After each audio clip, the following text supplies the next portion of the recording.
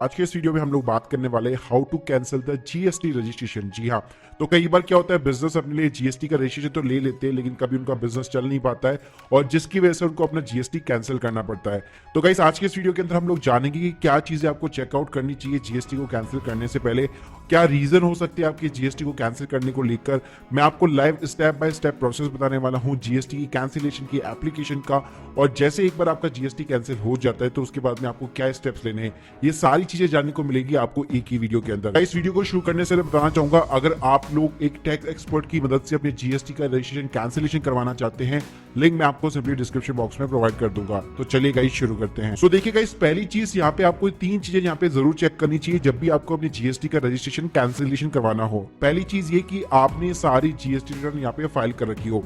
तो अगर let suppose अगर आपने जीएसटी की रिटर्न अभी तक फाइल नहीं की है, आपके ऊपर पेनल्टी वगैरह लगी हुई है, तो भाई आपके लिए तो यही एप्लीकेबल होगा कि आपको सारी रिटर्न फाइल करनी पड़ेगी, सारी पेनल्टी भरनी पड़ेगी और सब कुछ क्लियर करना पड़ेगा, तभी आप यहाँ पे अपना जीएसटी रजिस्ट्रेशन लीगली तरीके से कैंसिल कर पाओगे। सेकंड थिंग है गाइस, अगर आपका कोई भी टैक्स का पेमेंट ड्यू है, जीएसटीआर 1 का टैक्स का पेमेंट ड्यू है, जीएसटीआर 3B के अंदर आपको कुछ दिख रहा है कि इतनी आपकी आउटपुट टैक्स लायबिलिटी बन रही है, तो वो आपको पहले क्लियर करनी पड़ेगी। इसके अलावा गाइस, आपका जो भी क्लोजिंग स्टॉक्स होगा जिसके ऊपर आपने already input tax credit available यहाँ पे जो भी था वो आपने अवेल कर चुके, तो उसको रिवर्स करना पड़ेगा, क्योंकि अब आप आपका जीएसटी जो है बेसिकली यहाँ पे बंद कर रहे हो। इसका मतलब सिंपल ही है कि आपने जो स्टॉक्स यहाँ पे जो क्रेडिट यहाँ पे आपने पूरे क्लोजिंग स्टॉक के ऊपर ले रखा है उसको आप फ्यूचर के अंदर सेल नहीं करने वाले हो, ना ही उसका कोई आउटपुट टैक्स देने वाले हो, तो अल्टीमेटली वो आपको बेसिकली रिवर्स करना पड़ेगा। अब इस बात करते कि रीजन क्या हो सकते हैं यहाँ पे बेसिकली जीएसटी को कैंसिल करवाने के। तो देखिए बहुत सारे रीजन हो सकते हैं कि मान लीजिए आपका बिजनेस चल नहीं रहा है, उसको आप बंद करना चाहते हैं। मान लीजिए आपका जो टर्नओवर की लिमिट है वो बिलो द जीएसटी जो लिमिट होती है, थ्रेशोल्ड लिमिट होती है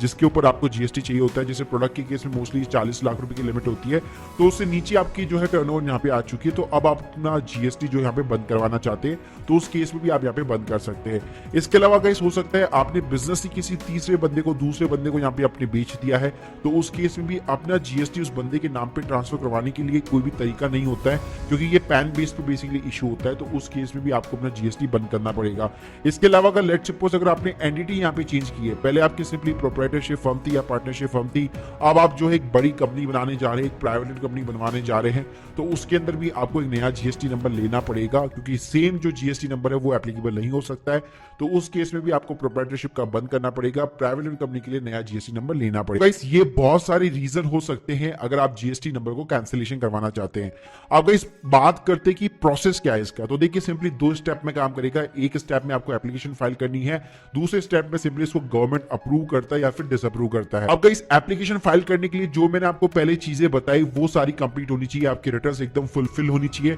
तो गाइस उसके बाद में आपको क्या करना है, सर्विस वाले सेक्शन के अंदर जाना है, यहाँ पे आपको मिलेगा रजिस्ट्रेशन वाला टैब, यहाँ पे आप देख सकते हैं application for the cancellation of the registration, इसके ऊपर आपको सिंपली क्लिक करना है। तो आप देख सकते हैं गाइस ये मेरी यहाँ पे एप्लीकेशन खुल चुकी है और यहाँ पे ड्यू डेट भी दिखा रहा है इसको कंप्लीट करने की, तो उससे कोई इतना ज्यादा मैटर नहीं करता है, आपको सिंपली ये 3 टैब को यहाँ पे फिल आउट करना है। तो गाइस यहाँ पे सबसे पहली चीज पूछेगा address for the future correspondent. तो देखिए अगर आप अपना बिजनेस बंद कर रहे हो सकता है आपका यहाँ पे जो प्रिंसिपल प्लेस वाला एड्रेस हो वो कोई आपकी शॉप हो जो रेंटेड पे आपने ले रखी हो, अब वो बंद होने जा रही है, तो यहाँ पे अगर फ्यूचर के अंदर गवर्नमेंट अगर आपको कॉन्टेक्ट करना चाहती है तो किस एड्रेस के ऊपर करे, तो वो एड्रेस आपको यहाँ पे डालना पड़ेगा। अगर वो सेम एड्रेस है तो इसके ऊपर सिंपली चेक कर दीजिए, तो पूरा ऊपर वाला एड्रेस नीचे कॉपी और पेस्ट यहाँ पे हो जाता है। उसके बाद में गाइस यहाँ पे आपसे पूछेगा कैंसिलेशन की डिटेल्स की, रीजन क्या देना चाहते हैं आप कैंसिलेशन के लिए। तो देखिए यहाँ पे बहुत सारे रीजन है और जो भी आप सेलेक्ट करेंगे उसी के अकॉर्डिंग नीचे जो चीजें हैं यहाँ पे बदलती जाएगी। फॉर एन एग्जाम्पल मैं अपना बिजनेस यहाँ पे बंद कर चुका हूँ, तो तीसरा वाला ऑप्शन आपको दिखाई देता है discontinue of the business and closure of business.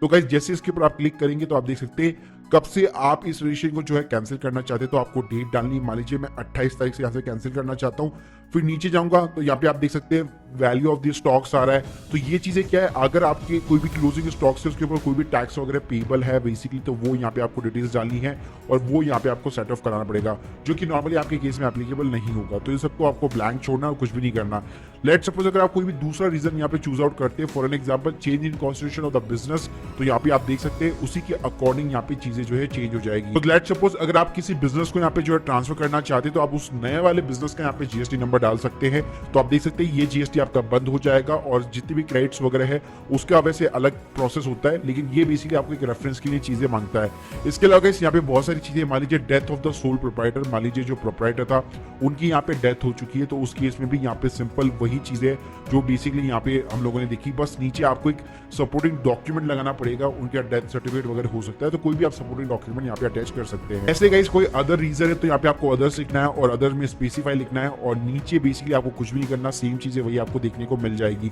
तो गाइस यहाँ पे मैं क्या कर रहा हूँ कि इस बंदे ने यहाँ पे सिंपली अपना बिजनेस जो है बंद कर दिया, तो यहाँ पे मैं डिसकंटिन्यू कर रहा हूँ। यहाँ पे मैं अपनी डेट डाल चुका हूँ, ये कोई भी मेरे को चीजें डालने की जरूरत नहीं है, simply save and continue button के ऊपर क्लिक करूंगा। सो गाइस मैंने यहाँ पे चीजें कंफर्म कर दी है और यहाँ पे बेसिकली अपना प्लेस डाल के मैं सिंपली यहाँ पे ईवीसी के थ्रू उसको वेरीफाई करवा देता हूँ। गाइस आप देख सकते हैं यहाँ पे मैंने अपनी कैंसिलेशन की जो एप्लीकेशन है वो यहाँ पे सबमिट कर दी है। अब गाइस कुछ ही देर के अंदर मेरे पास ईमेल आईडी के ऊपर इनका यहाँ पे मेरे को रेफरेंस नंबर मिल जाएगा, बेसिकली इनकी जो कैंसिलेशन एप्लीकेशन होगा उसका एक्नॉलेजमेंट नंबर मिल जाएगा और मुझे वो ट्रैक करता रहना पड़ेगा। और साथ में गाइस वो जैसे यहाँ पे अप्रूव होता है तो उसके बाद में ध्यान रखिएगा आपको कुछ स्टेप्स यहाँ पे लेने पड़ेंगे, भूल मत जाना वरना आपके ऊपर तगड़ी वाली पेनल्टी भी लग सकती है। जी हाँ, तो गाइस यहाँ पे आपको क्या करना पड़ेगा, जैसे ही यहाँ पे आपकी एप्लीकेशन के ऊपर गवर्नमेंट अप्रूव कर देती है उसके बाद में आपको जीएसटी 10 फाइल करनी पड़ेगी, जो कि एक फाइनल यहाँ पे रिटर्न होती है। और साथ में गाइस अगर आपका प्रोप्राइटरशिप वगैरह का कुछ करंट अकाउंट अगर ओपन हो रखा है तो उसको भी आप यहाँ पे क्लोज वगैरह करवा सकते हैं। लेकिन लेट्स सपोज गाइस अगर आपकी एप्लीकेशन यहाँ पे डिसअप्रूव होती है तो प्रॉपर आपको नोटिस मिलता है,